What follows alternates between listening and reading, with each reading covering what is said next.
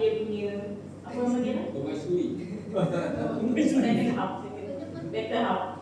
Puan Nurbaya. Dengan daripada suami ni saya dengan habis dia punya pengalaman. Okey.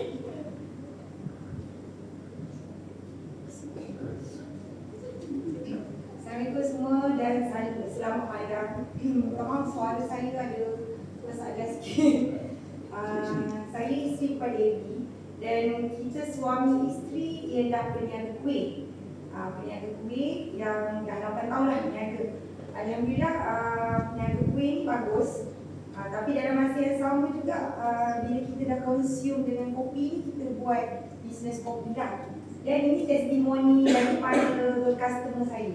Customer saya ni dia dah berumur 40 tahun dan dia ada kanser rahim. Kanser rahim tu dia dah buang pun separuh. Dia dah buang separuh dan dia dah makan macam-macam produk. Maksudnya dia dah makan nak cakap tak? Tak payah kan? Okey. Maksudnya macam-macam produk dan berbelas-belas ribu juga habis.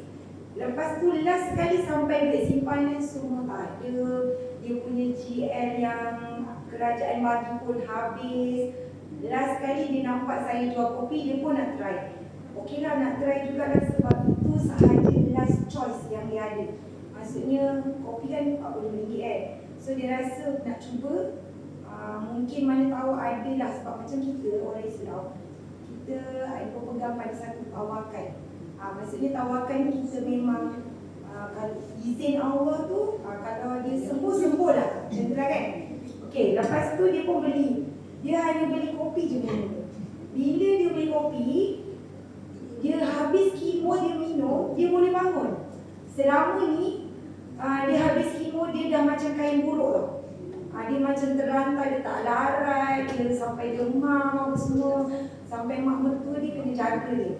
Okey, lepas tu bila dia dah minum, dia kata okeylah bolehlah dia cuba pula macam ni.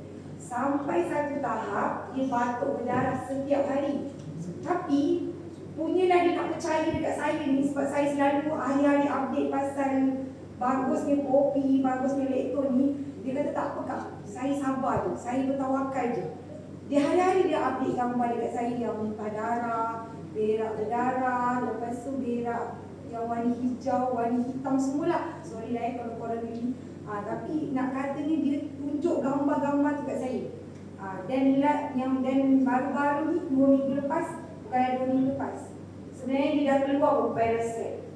Ni, parasite yang kat dalam badan dia.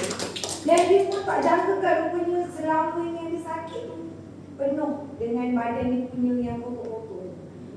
Memang miracle lah sebab dia kata dia hanya minum kopi dengan lektor je.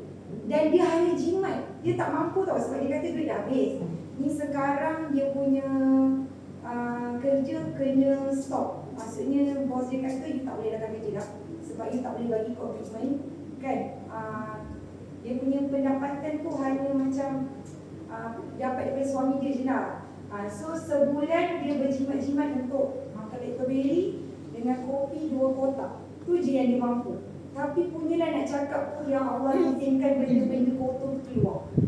Dan alhamdulillah bila dia keluar macam ni, lagi-lagi dia yakin untuk sama-sama buat bisnes syukur ni. Itulah satu advice. Terima kasih.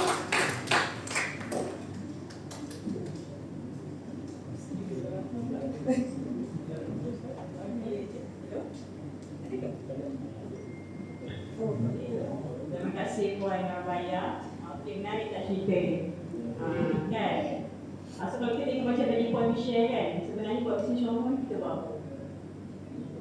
Kita yang persoalan ni.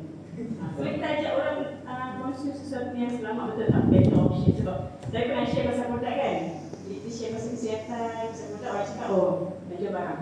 Betul tak? Normal kan? Tapi actually kalau kita tak cerita, orang tak tahu ada something yang selamat. Kan kita berikan baby, bukan semua benda safe untuk baby, betul tak? Tapi kalau kita cerita, maksudnya kita jangan rasa kita semata-mata menjual lah. Kita sharing bagi kita sendiri makan, betul tak? Jadi benda ni kalau nak buat, buat baik hati lah. Jadi tak ada rasa macam Orang cakap kerja pun tak kisah betul kan? Kita tahu kita nak share dengan orang dia bagus kan. Okey, jadi produk dah bagus. Bisnes bagus ke tak bagus? Bagus. Okey, so sekarang kita nak dengar pula pengalaman orang yang sedang menjalankan bisnes.